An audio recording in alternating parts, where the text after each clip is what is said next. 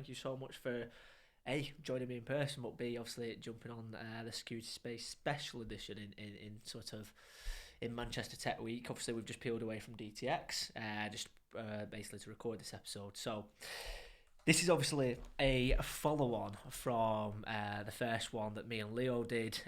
Obviously talking about how CISOs and football managers, there's a lot more alike than you might think. I'll put a link to the previous episode on that, so for anybody that's not watched it, they can obviously see where it's come from. But today, obviously we're joined by Sean, and essentially what we'll be discussing is a little bit more of a segment of what we discussed in the previous episode. So we're going to be talking about the transfer market, and in the cyber world, pretty much what that means is obviously the hiring of your teams and how important that is, and all the background to it. But before we get into it, Leo, firstly, do you just want to remind the audience of yourself again, mate? Yeah, so I'm Leo Cunningham, former CISO of Flow Health, currently right now independent consultant. Perfect. Okay, Sean. Sean Atkinson. I work for the SecOps Group, amongst other things like building the cyber house party, respecting security, and founder of B-Sides Lancashire. Cool. So, straight into it. So obviously we're all very, very passionate about football, we're all very passionate about cyber, so apologies to audience if we go off on tangents, but that's pretty much the point of this one anyway. So, getting into it, hiring in security teams, hiring in football. Before any sort of, transfers or anything like that, there is the background, there is the planning. So, Leo, I'll come to you first. Obviously, when you've got a project coming up, when it's clearly just verbal, it's clearly just hypothetical, what goes on in the background, in terms of like the internal chats with the board, looking at your current team stature, like what am I missing? What is actually the planning phase of a transfer market in security? Yeah, so I think it's about identifying any skills that you require for this specific project, or looking to enhance your current security posture. In the background, you'll obviously create things like a job spec based on very, very specific technologies and skill sets, whether it's AWS, Azure, or someone who has an OSCP. And Sean will probably relate to that as well. So then in the background, you'll obviously work with various different stakeholders, whether that's HR, recruitment, and also board level approval for a specific role, and also the salary and budget ties back to transfer market. There's no point of going to market expecting to get someone Erling Haaland when in reality you're getting, I don't know, Matt Letizia. It's the only person I could think of there. Two different eras in time, but again very relevant because you want someone who is currently very active in the market. You want someone who has a prevalent record and also up to date with what's going on in cyber. So I think that's the kind of the main crux of what you're looking for, and again tying it back to the needs of the business and the needs of security, and trying to fill a gap or solve a problem that you can't do through automation or through a third-party vendor. Yeah, so to check my understanding of it, firstly I'll relate it to football. So obviously, let's use the Man City example, like you say, you used Haaland there. They had the project, they still have the project. The timing of this recording is actually very topical because City played Real Madrid in the semi-final. I don't know if they get through to the final by the time this goes out. But their project was the Champions League. So they got rid of Jesus, which he just clearly wasn't cutting the mustard. And they were like, right, we need a superstar in there, in Haaland. Is that what you're saying? You're like, look, there's the project, this is the quality that we need.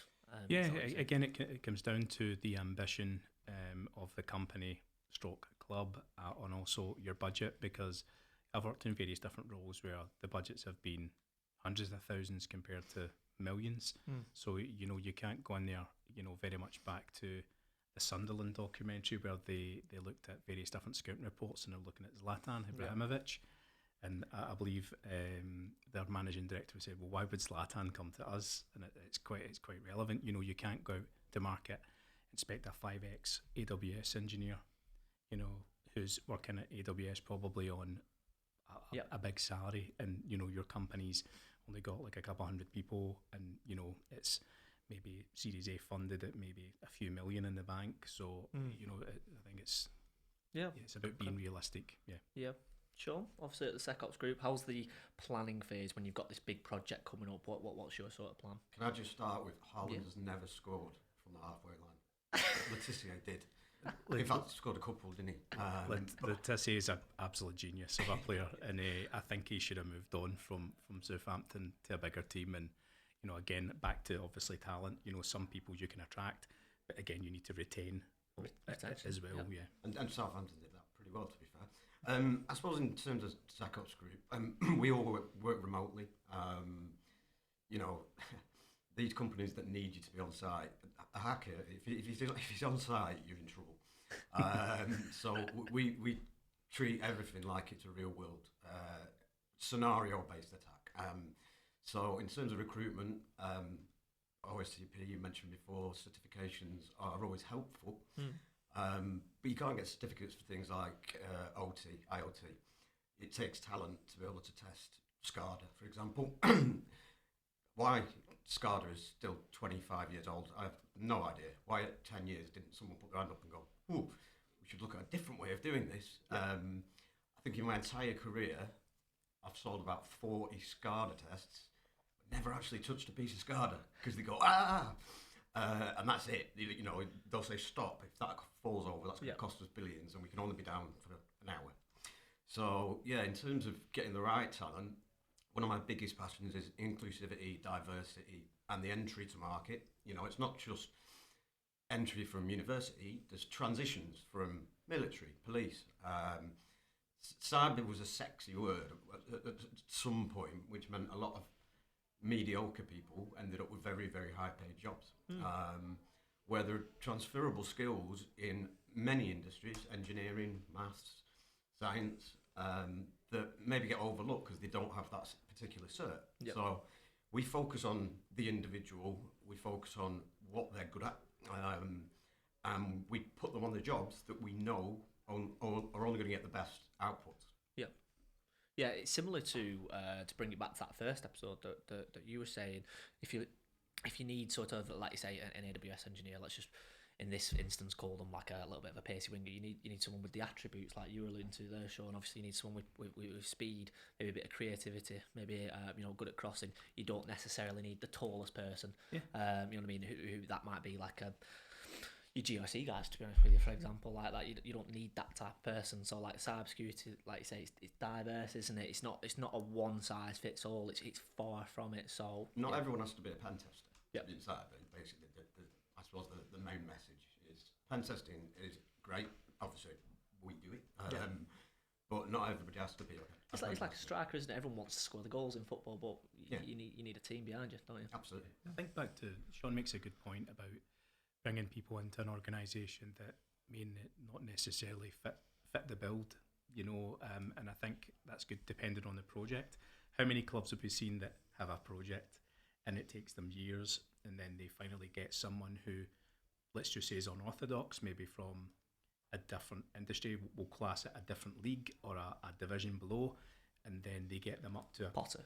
Yeah, absolutely. Jamie Vardy's another one, like in terms of the kind of jump he's made in his career to the Prem, and you'll find a lot of people that be excellent at maths who could then maybe bridge into something like machine learning or something like DevOps, and these things. I think there is a bit of a misconstrued approach to when it comes to bringing people in.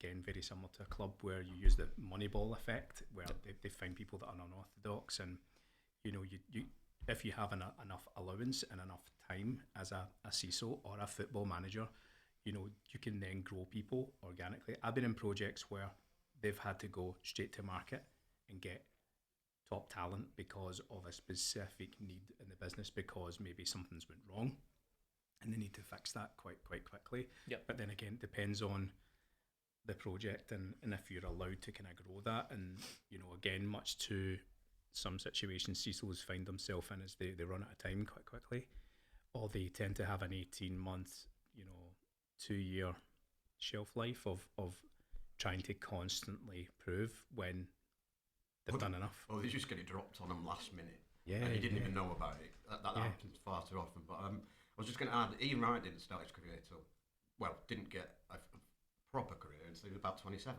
Yep.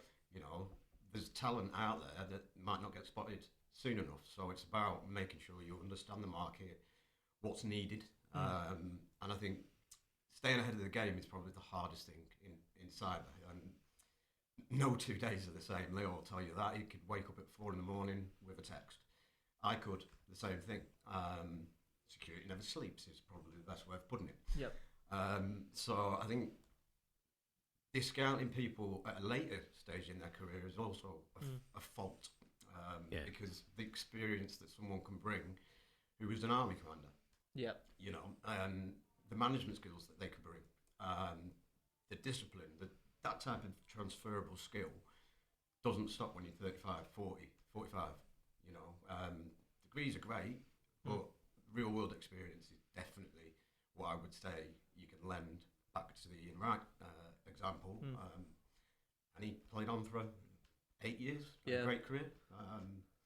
But then you've got Totti, who started very young and had a brilliant career and didn't retire until he was like 39. Yep. So they're the two examples.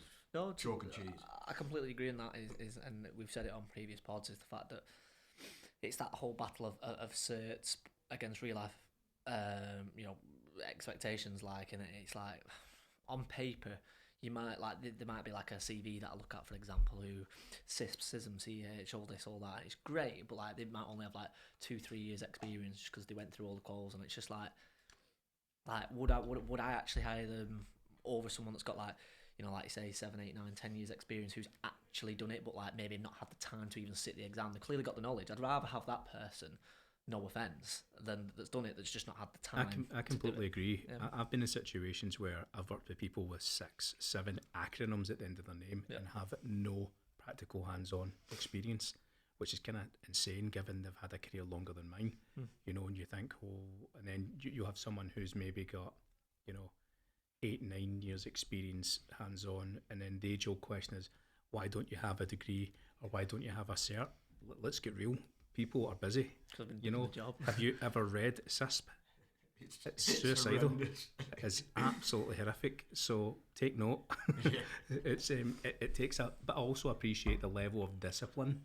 Back to, you know, certain, like again, football, where people are training to then obviously get themselves to a certain position to make themselves better and open up opportunities. So I'm not entirely being dismissive towards it, but it's hard going, you know, trying to kind of get a good balance between it. And it's also, you know, we're finding a lot more of a younger generation that's going straight into data science and machine learning. You know, I was asked recently in a job interview what would be the first hire, given it was a large marketing organisation that lived and breathed data. First thing I looked at was probably a data analyst or you know, someone of that kind of ilk and skill set, and they were like, why don't you look at someone with GRC background? It's like, well, there's no need for it. You know, there's already a current CISO in a contract position in the role who's already done everything, so the GRC side of it's fine, but you don't have any implementation of tooling and absolutely no awareness of what's hitting your endpoints or your environments. So someone with that data analytical mindset will be able to aggregate that data to then help you sell, maybe to get a pen test company in, or to look at various other constructs within the organisation where you have a weakness. Yeah, because that's the next point I want to go on to in terms of like when you're assessing the current posture. But just a final question on the like the pre-planning phase before going out to market when you're hiring is talk to me about sort of like chats with boards, like, you know, in your instance, Sean, obviously, you know, speaking to clients. What's the challenge of like, look, I need this budget to deliver this. If you don't give me this budget, I can only deliver maybe to 90% of what you were saying. There needs to be flex. Do you know what I mean? You've got to be real. It's education. Yeah. At the end of the day, it's teaching them what's the worst that could happen if we don't do this certain thing. And that's not a sales pitch. That is, we understand the industries, the verticals, and what threat actors are targeting them, their attack surface as well. And sometimes I'll sit with the likes of Leo and support Leo in explaining to the board that should this happen, this is what could be the effect on share price, or this is your insurance bill. This is, you know, what if you don't do this, We're not just trying to upsell all the time. This is a sensible approach. I call it sort of the Daily Mail scenario. So if you are breached, have you, with the resources you have, the budget you were given, considered and used an expert to guide you through, and you were still breached, because breaches do happen regardless, could you make the Daily Mail retract that statement that you were negligent? Because you've done everything in your power, and the board knew about it. Yep. And I think once the board knows about it, it's not passing the buck, but at least it means that the credibility of the CISO or the CIO or IT director has at least brought it to their attention, and it's not a slap on the wrist. That's kind of how I would say it. Yeah. What do you think to that? I completely agree. I've been in organisations where they've been underinsured. They don't understand what a cyber event is. They don't understand why you need to pay an X amount of salary for a specific skill set or talent that can then protect their assets. You know, it's almost like, you know, you've had your goalkeeper's injured. You don't have anyone. You go to the board and say, listen, I need million euros to get this goalkeeper. And they say, why do we need a goalkeeper? It's like to stop conceding goals. The whole objective is to win, right? And it's not to concede goals, because that leverages against you as well. And then you then need to obviously detail what a goalkeeper is, why it's important, and why you don't want to concede goals. You know, we're seeing this quite a lot in football, where people buy clubs and don't really understand the mechanics of how to run. Yep. You know, like they'll let, for example, Old Trafford get run into the ground, and it's going to cost £1-2 billion to refurb. And people say, well, why do we want it? Well, you can't attract talent to an area or an environment that doesn't look great. And it's the same with when you want to attract the best talent. It also will regenerate and rejuvenate people in the current team, and also other people in the company. When, you know, I've made hires in the past where all this individuals get a great profile online, they've did this in the community, you know, this is where they're coming from, this is their experience. People you start to see a buzz out of that. And I've also seen the opposite side, where I've, you know, been in roles where I've like combined skill set of the entire team is 100 years. Yep. And people say, oh, I don't know, I've been in DevOps 2 years. What does that mean to me? And it's like, back to education. It's not just the board. There's the entire infrastructure that support that. Yep. Whether that's, we'll tie it back to infrastructure, DevOps, engineering, product development. It's very, very important that it's not just, you're not just selling the idea of wanting a skill set from the board. It's to other people, because you'll actually find internal conflicts of people say, well, how come Leo gets another engineer when I need one? And then it's like, well, you need to say, well, we need a goalkeeper because we literally don't have anybody that can play in goals. So you want to win, yes or no? You know, and I think I tie a lot of kind of competitive nature back to how I've convinced people in the past is, well, ultimately, you know, if you don't get a skill set that leaves us hugely exposed, and back to Sean's point about being in the media, you know, how embarrassing would it be if you're underinsured, you don't hire anyone, or you've had a security function of like 1 or 2 people, and the rest of the organisation's top heavy? That is beyond cringeworthy. And it's the same like back to a club where they could have signed a player for X amount, and then somebody else buys them, and then like 6 months later they sell them for like 20-30 million. It's like, it's kind of crazy, because what you want to do is you want a specific skill set in to nourish and grow and make the organisation better. It benefits everybody, not just security, because this individual can pass on their skill set, their knowledge, and, you know, encourage other people to effectively up their game as well. Well, that's exactly sort of where I wanted to take it next then. So obviously, let's just say you've had the conversations with the board now. It's now time to go to market, get your team ready for the upcoming season project, whichever way you want to look at it. Now, when we previously discussed it, it's like, how do we not limit the talent pools? So obviously there's numerous ways. Obviously, Sean, you said, if you're just now in modern day just being purely office based, you can kind of look at maybe Atletico Bilbao. They only sign players from the Basque region, but will they ever now be able to compete with the likes of Madrid and Barcelona in La Liga? Probably not. They're probably inhibiting themselves there. Whereas Real Madrid, God, they've got scouts across the globe. So talk to me about sort of scouting when you're sort of hiring for teams. So we were purely remote. business. We're global. We have people in various different continents. We regularly meet up. It's about balancing the talent, I think. We were always going to come on to Messi and Ronaldo, who's the best, by the way. But you think of the two players, they're completely different. Would they be able to play together? I'm not entirely sure, if I'm honest. I mean, it'd be a great team if they could. But, Ronaldo works hard. He had to work hard to get where he is. Where Messi's just raw talent.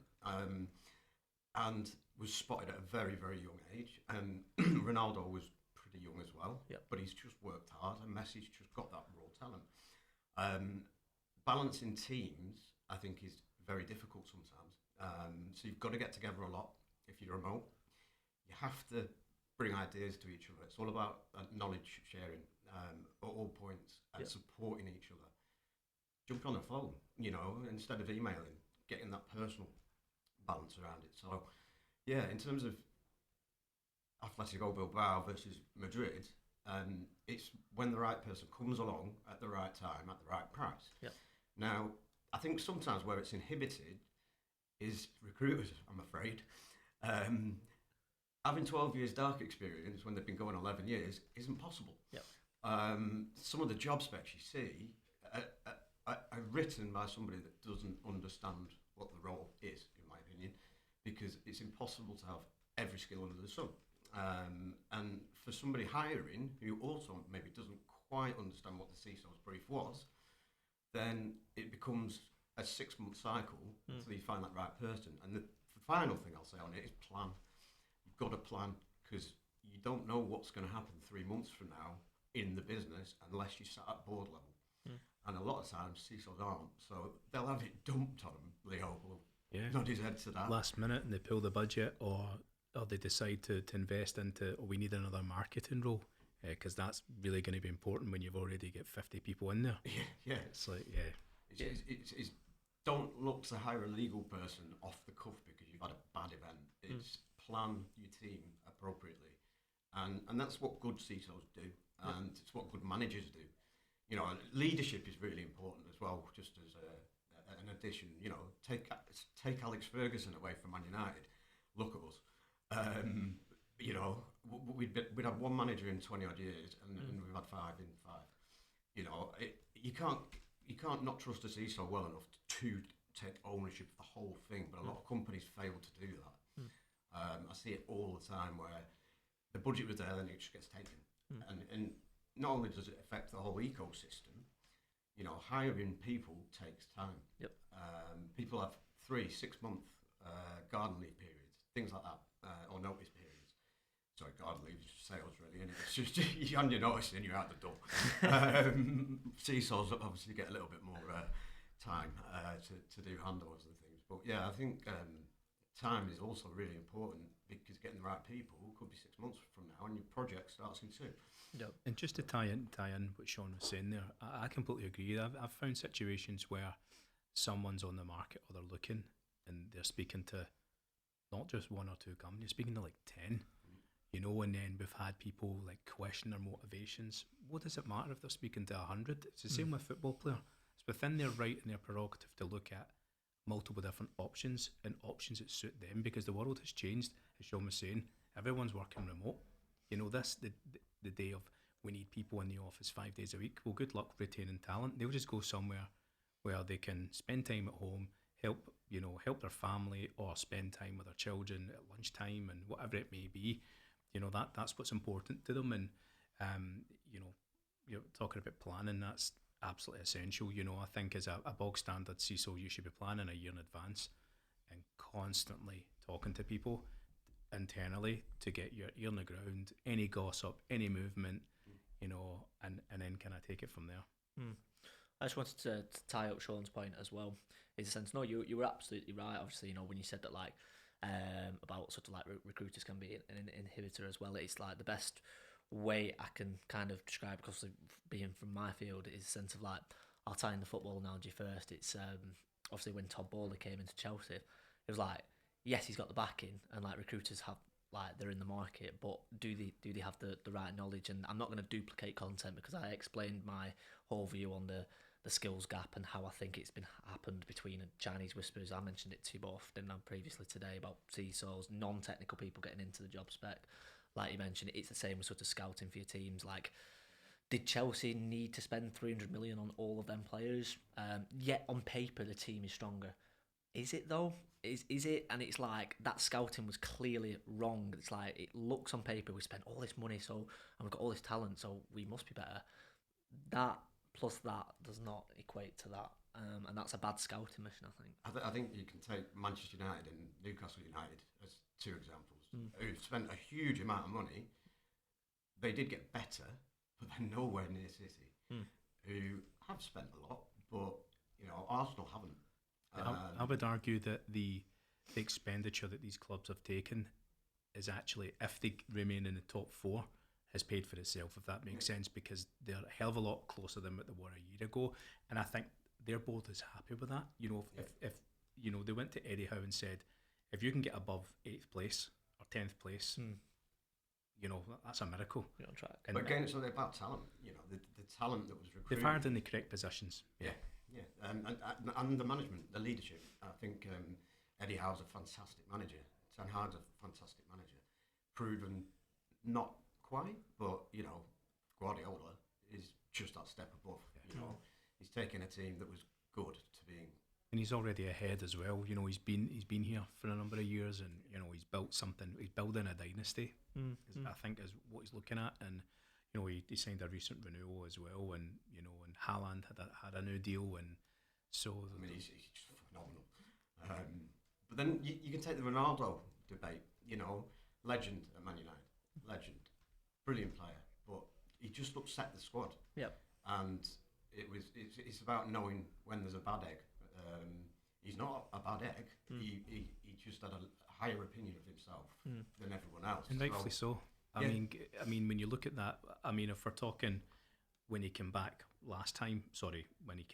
and he looked around, I think because of his competitive nature, because he's so driven, he looks around that entire team. There's no leadership. The whole Pogba situation, Harry Maguire.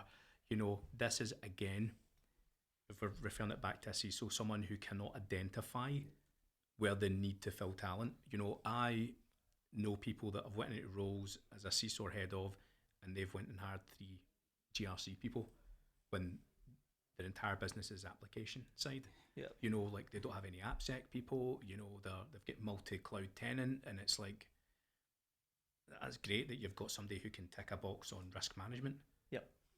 But you're conceding every single day. You're under constant attack, and you don't even know there's people on your network. That's utterly embarrassing. And then again, tying it back to Man U, persisting with people that are not good enough, and they need to either be replaced, PDP or whatever you want to call it. Again, time will tell if Ten Hag is a good manager on the basis of that, because I think he's got a year and he's in trouble if he persists with people like Maguire in the club. Definitely. I would agree. Yeah. So what I wanted to move on to was about negotiations.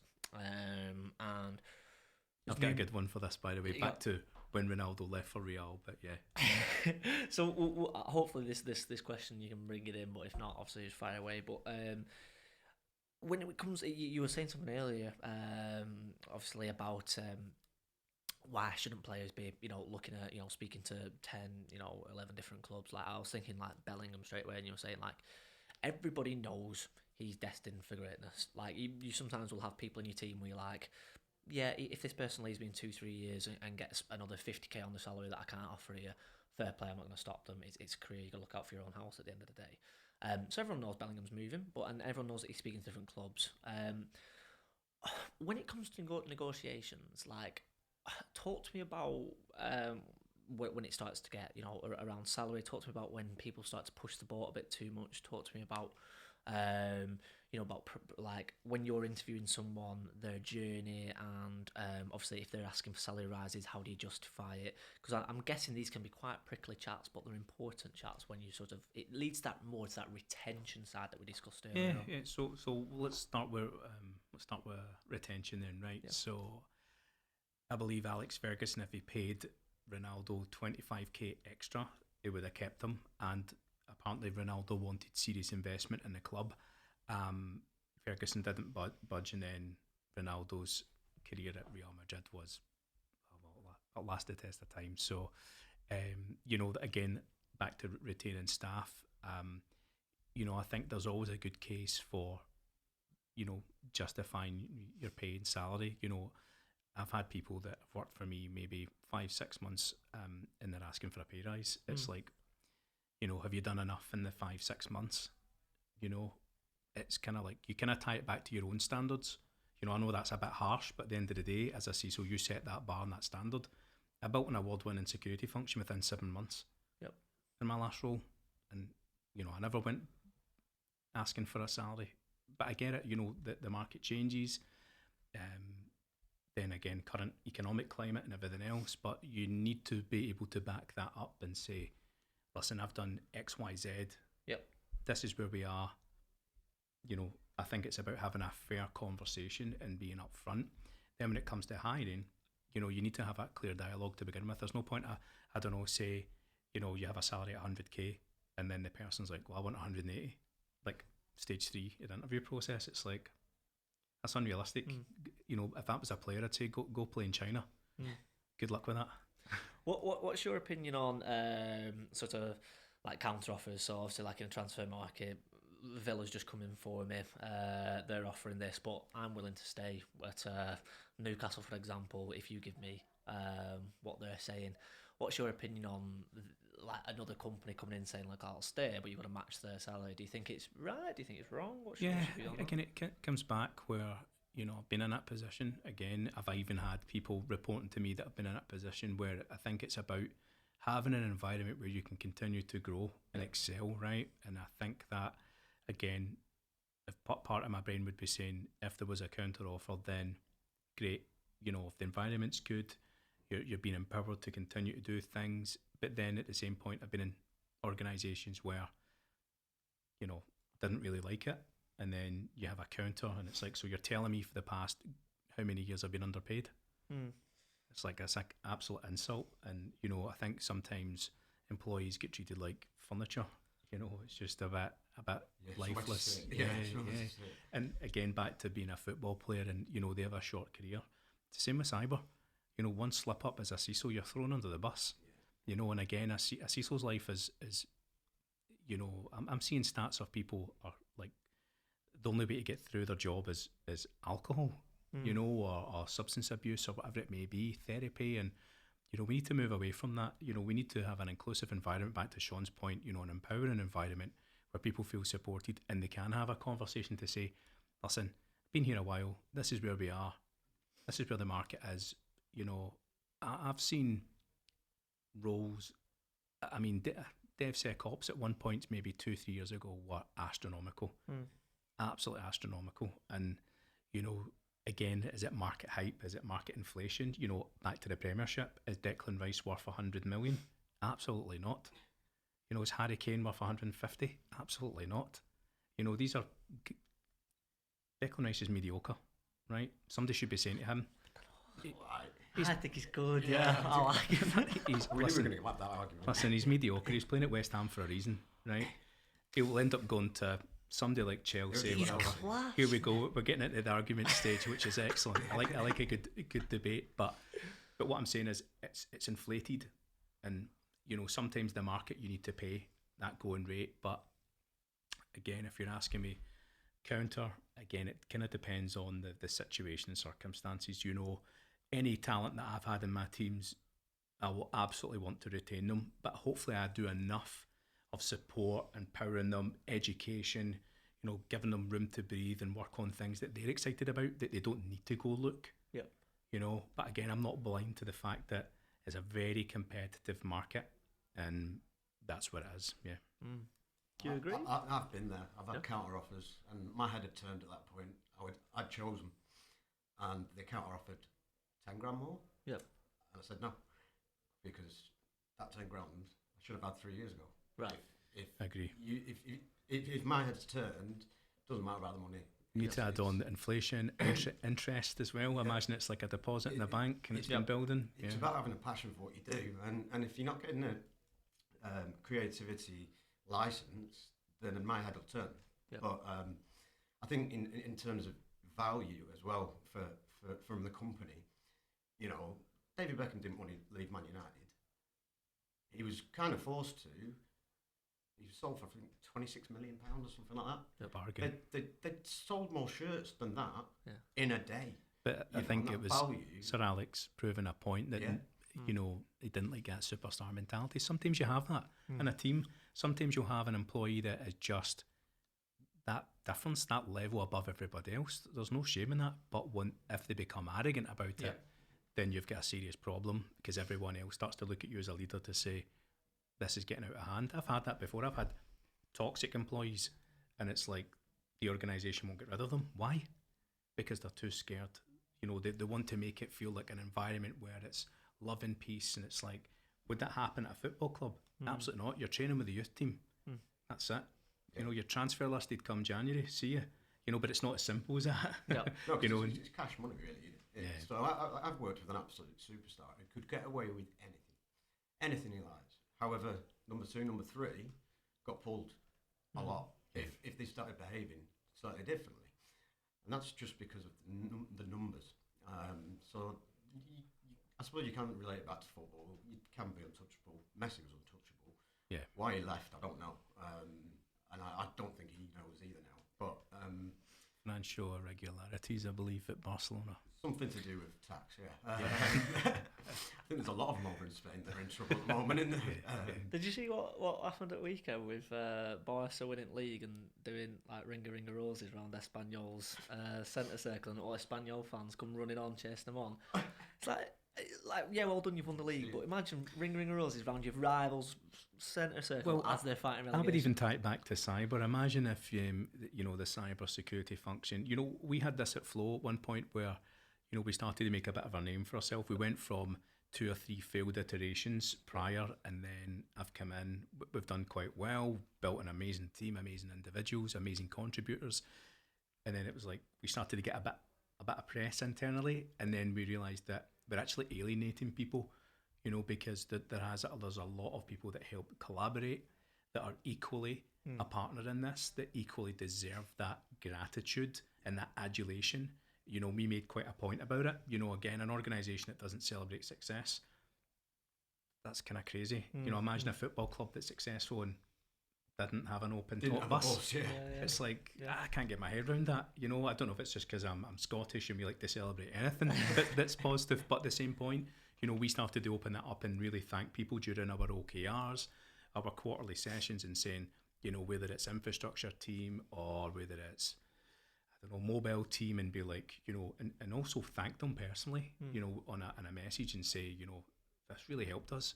You know, without you, there is no I. Yep. So it's mad. Like, I used to do this thing at my old company where I'd ring the IT director if everything worked. Okay. Because he never got a call when everything worked. The IT teams, even the marketing teams, if a project goes wrong, you know, they're just getting flack. Yep. You know, the CISO gets more flack than anybody. Yep. I would have thought. But I used to ring him and say, "Cheers, mate. Everything worked perfectly today. Nothing went down." And it's the same back to like your coaches, you know, like people that are doing well in the youth team, or your set piece coach or whatever, you know, and being like, listen, you know, whether it's James or Janet, you know, and being like, they've really helped us because this equated to this goal or this achievement, and then because of that training and discipline, you know, I think with cyber, you need to be thanking everybody because you need as many friends as possible. Instead, it used to be that sort of everybody was frightened of the cyber security team. Now they've become a much bigger part of the business. They have to make as many friends as they don't want enemies, because everybody has to be in it together to have a secure organisation. It's as simple as that. Yeah. One mistake and you're in the news. Where it's a poison chalice is that you could do great work for 3 years, and then one moment everything's undone. Or maybe you lose your composure one time because you've either, I don't know, recovered from COVID, you've not had sleep, you've just had a child, whatever it may be. You have an off day and someone takes that personally, and that's a thing that spreads as well. That's another bureaucratic political item that a CISO needs to deal with. It's the same with a club. Imagine if you shouted at a certain player, or you said to them, listen, that's not good enough. And the next thing you know, they're like on the players' WhatsApp group saying, oh, the gaffer, he needs to go because he called me out. Dele Alli, yes, I'm talking about you. Yeah. Well, a couple of points on that is, it's like, one point is, you don't want to be a celebrity in security in a way. It's like, if your goalkeeper's the man of the match, is it good that is that actually indicative of like, okay, there might be something beneath this, like why has he got so many shots to save? Do you know what I mean? Yeah. But then on the flip side, what you're saying there is about, it's good to be rewarded for doing a good job. Yeah. But it's exactly even though like that is his function, is to stop goals. To quote Roy Keane, it's a reward culture. Yeah. I think we need to create in every organisation. You know, instead of telling off Susan for opening that email, reward everybody that doesn't. Like, and also reward people for saying, hey, I think I've made a mistake, Leo, and be like, listen, thanks for letting me know. This is what we've done. Thanks, we really appreciate it. They feel better about themselves, and they feel we're working in a transparent organisation, and it makes it easier. People are scared to report things isn't helpful. Yeah.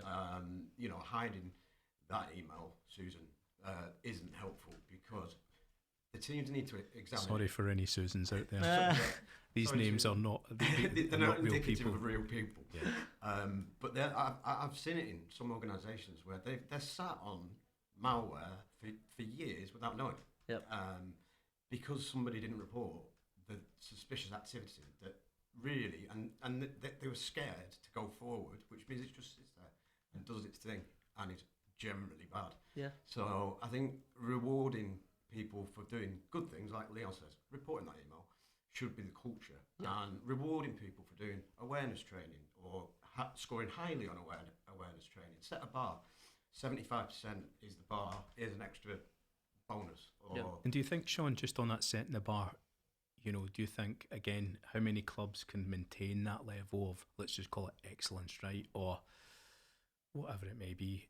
Do you think that is also a bit of a poison chalice for a CISO, is when, as you said, you know, things are going great for a few years and then boom, something goes wrong? Do you think, give me your thoughts around maintaining that standard? You need highly motivated people and talent, and a mix of different skill sets.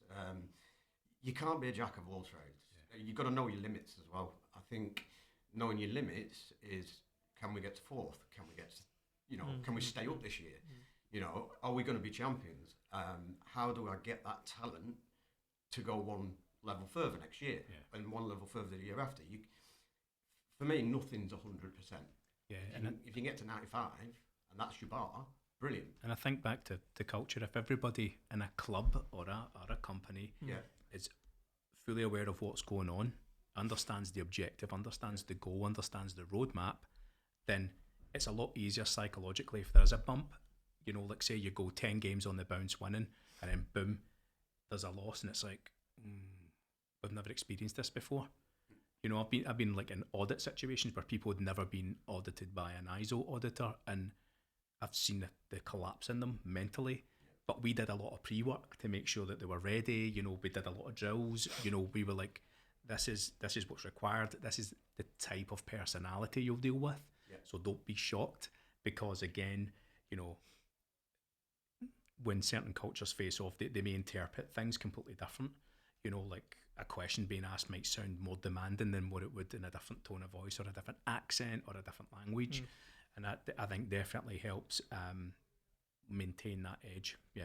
No one wakes up in the morning and wants an audit, do they? Not a chance. No one wakes up in the morning and wants a pen test. You know, I've got 10 grand. Can you break what I've just been building for 6 months and tell my boss I'm awful at it? You know, we've got to be supportive externally as well. Yeah.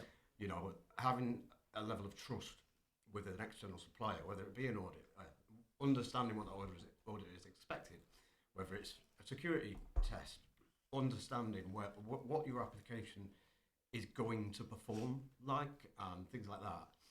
And communication as well is absolutely key. You don't see footballers silent, do you? You don't see managers silent. You know, you can't run a stable team or a winning team if you're not communicating effectively with each member, treating them as well as possible, supporting them as well, because a lot of times people leave because they don't get the support, and that makes the job market very buoyant in cyber. Plus, anyone who gets offered £5,000 as a security tester will move.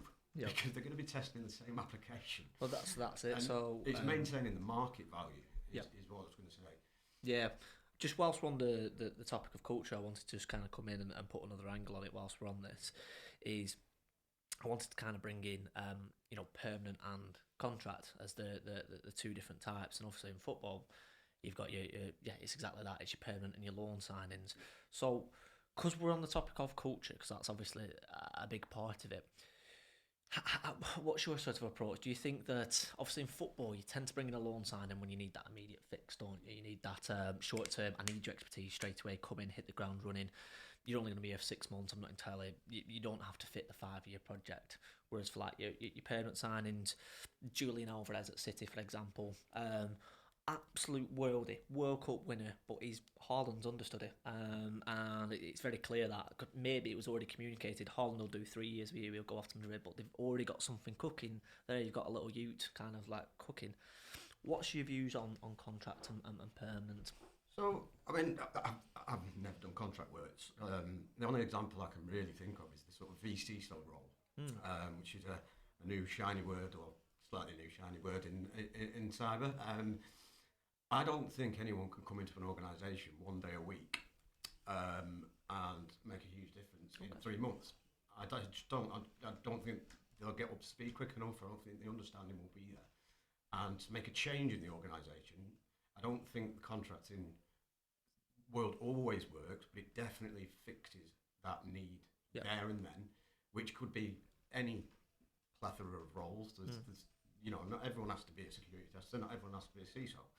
You might need a SOC analyst straight away because you've just launched, or hopefully you'll have planned the launch and you know it's far enough in advance that you need to start doing the business analytics behind it. But from a SOC perspective, it's about planning. Contracts definitely fill massive voids in a number of definitions within cyber.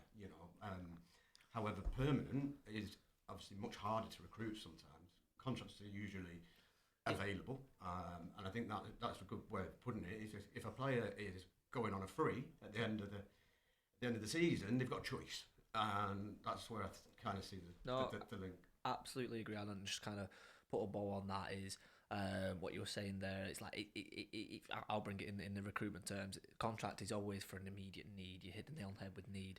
But what you're also saying is obviously you see the lower league teams sort of leveraging the loan system more because, like you say, it's what you said there about the VC stuff is the fact that, like, are they going to make a massive change with the time that they're in? No, but if you look at a VC maybe going into that low hanging fruit, maybe to like a hairdressers or something like that. I'm not saying that they are going to, but I'm using extreme examples. Tell me a guy, mate. Is that still going? I don't know. But like, obviously they might only need a bit of consultancy for 1 day a month because they don't need a massive posture. So therefore, no offense to. I'll use Wrexham for example. They brought in Ben Foster. I'm not saying it's a loan, but it was a short-term deal. 7 games left. Bringing in someone super experienced, it got them over the line. What's your sort of thoughts on that? I think it's good, again, getting you over the line and depending on the need. But I'm going to go quite Freudian on this, right? Okay. I think regardless of the requirement and if it's perm or contract, the first thing you should be looking at is mindset. Is this individual coming in to put their feet up for 3 months and take the money? Or are they going to match what you need and also have that readiness? Contractors they need to hit the ground running, right? Yep. Maybe they've got 1 or 2 weeks to actually prove themselves, as I've known that quite frequently. But again, they need to have the right mindset, the right drive, coming into that project or that situation. And it's always the first thing I'm looking at when hiring or scouting for talent is like, do they meet the values of the company? Ultimately, do they then match the same ambition as me and the other people that I've recruited in the team? And, some people say that they recruit in their own image. I think that's one time I get pulled up for that because the team were quite militant, but at the same point they had to be because of, we're under constant duress from cyber attacks and, quite a stressful situation, and you need certain mindsets, and then eventually you start to see a clearing. The mist is going away and everyone's, in a better place for it because they've radically upskilled themselves and everything else. So, in no way am I militant, by the way, in my approach to being a CISO, but I think it depends on the environment.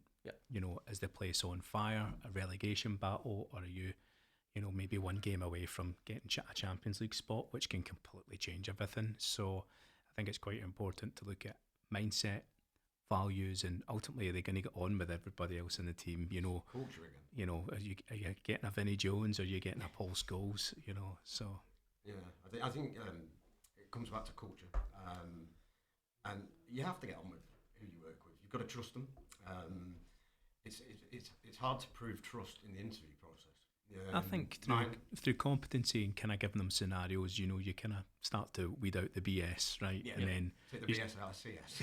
I wanted that as our slogan, by the way, but no one bought it. Yeah, I think emotional intelligence, I don't know how many times I've been talking about this in events in the past couple of months, and I've worked in places where it was completely non-existent.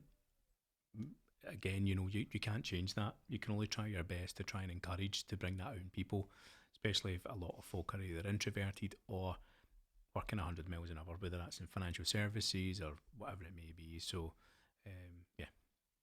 Okay, so final thing I kind of want to touch on is obviously the end of the transfer market. It's deadline day. Now we as fans, I certainly enjoy it when I don't think he does it anymore, but obviously it was Jim White Day. It was Jim White Day with his little yellow tie. I just had nightmares of Everton there in my head. And it's theatrical, but it's great for us. But I'm guessing it's stressful as anything for those organisations, getting things falling apart, things coming up out of the blue. Is it the same? Is it basically it doesn't have to be the exact same, but have you ever made panic signings before? Have you ever gone and be like, I'm not sure about this? Sean's got a few stories here. I've got a few stories. So as an industry for the last, I'd say I've been in 15 years now. So for 15 years we've been trying to get people to shift left, and inevitably nobody does it. They always give it us at the end. Now if we'd have been given the information up front and could learn about whatever application it was, the infrastructure that we were building, the plans, then it would take far less time at the end. Yep. So leaving it to sort of deadline day sometimes isn't helpful for either the CISO or the service provider. Yep. Inevitably, that elongates the process again because you have to find fixes, or it's not quite working, or it fell over, or lots of different scenarios can happen. And I think clubs are planning better and they're not panic buying unless it has that theatre that you just mentioned. Yep. And you can always snap up a bargain on deadline day. Sometimes it works. Yeah. Or get a free transfer or a quick loan deal. Yep. I think that benefits the smaller teams much better than the bigger teams who are planning that big signing and have less competition at the top, because not everyone can afford a Haaland, not everyone can afford. My initial thoughts is Lukaku, because obviously that was close to a deadline day. Was his motivations ever right? 2 months later, I want to go back. Yeah, did they want to go to that club? Yeah. They kind of forced their hand. So I think if someone's been fired, for example, you need to understand why they've been fired, all that type of stuff, and make sure that they've got a better motivation that they are said before. And also they've learned. And they've learned from it. And passion as well. I always try to work with people and clients, in fact, that have the same sort of values and passion, because it's just much easier. You get an easier life. We're busy enough as it is, rather than having really difficult people to deal with, And I think that's why Pogba got booted. That's why Ronaldo got booted, because they just didn't have that work ethic within them anymore, or passion. Yeah. So that's what I'd say. Yeah, no, it's like you say, everyone is absolutely, applauding Brighton at the moment. They've already made some signings for next year. I don't have a clue this NC Source just is, but he's just brought in out of nowhere this South American. No pun intended. I didn't even think about that. Nice spot. And Like they've already just signed that guy from Watford for 20 mil, Pedro, and it's just like these are clever signings, and the market's not even opened. Whereas I'm still trying to think of something with that acronym. CISO, I'm like no CISO. yeah. But no, it's like you say, it's to tie up what you were saying, Sean. Like the cost of that Lukaku deal, 98 million. I think he signed actually the day before deadline day. But like, did he ever really want to go? 2 months later, he's loaned back to them for what, just covering his wages. That's £100 million fault that Chelsea have just done. And it's like, why would you do that panic signing if he never wanted to come in the first 10? That is cost your business a lot when you're bringing in the cyber world. It might not always be a financial cost, but if you're bringing in a bad egg that just upsets your team, what you're actually setting yourself back by bringing in that sort of panic stations. Yeah, it takes me back. I hired someone who I'm assuming had a photographic memory, and they could retain some amount of knowledge. They could literally read a book and go sit an exam and pass it, but couldn't actually apply it. And that started to become quite evident, within a few months of the hire. They started to ask a lot of kind of obscure stuff like, can we pay for their broadband? Can we put them on a course? And I'm like, you've not even delivered anything. And there was always an excuse of why they couldn't turn up for a meeting. When they did turn up for a meeting, they were straight away like, well, this is how it's written in paragraph 25/10. And the person's like, should have been a lawyer. Yeah, but when someone's brain is obviously working like that and they're projecting their photographic memory or whatever it may be, it's almost like this person on the other side doesn't even know what you're talking about, and it's like, what's going on. So for us, definitely not a great cultural fit, because they tended to alienate people. They couldn't just strip it all back and say, hey, how are you getting on, John? Let's talk about this, or we need to test this control, or we need to implement this technology. It was very much like straight away, very textbook, very emotionless. It was kind of like not where we were as a company, very open, lots of communication, lots of transparency, and this person was kind of like the anti-version of that. Yep. And it was like, we didn't hesitate. We just had to say, listen, it's not working out. We need to let you go because, ultimately, back in football terms, you're a terrible signing. Yeah. Sorry to be that harsh. And No. apologies if you're listening to this, but that's life. I think the sort of take from that is that we need to be encouraging, even if it's not working out, and help them, because you won't learn if you just get, right, you're fired. Yeah. Why? You can't ask why. Yeah. It's been said at that point. I think in this situation, they were very arrogant, and they'd done it, they'd been there, it was almost like, listen, you're digging yourself a bit of a hole. It's actually quite embarrassing. I'm trying to give some constructive feedback. Yeah. It's not just me. You had 20 plus employees saying the same thing, and that's, if it's more than 2, 3, it's a trend, right? Yeah. So this was Conservatives should have heard that. yeah. Not have complaints there about it. Yeah. It's like I say, it's difficult to let people go. It's one of the hardest things you can do. Nobody likes to do it. Unless you're Greg in the recent episode of Succession, or the last 2 episodes of Succession, sorry. So I didn't hear about it. No, I think that's all we've got time for. Yeah, we're just coming up to the hour. So thanks so much, chaps, for obviously joining us. Now this has just been, obviously the transfers episode. Obviously the overlap in security. There's so much more we can pick out on future episodes. So if anybody's got any requests, obviously we can go into all sorts like tactics and training and whatnot. But if anybody agrees or disagrees with anything that myself, Leo, and Sean said today, please do fire it over. We're open to an argument, and I think we'll definitely be having another one of these themed episodes soon. But once again, thanks, Leo. Thanks, Sean.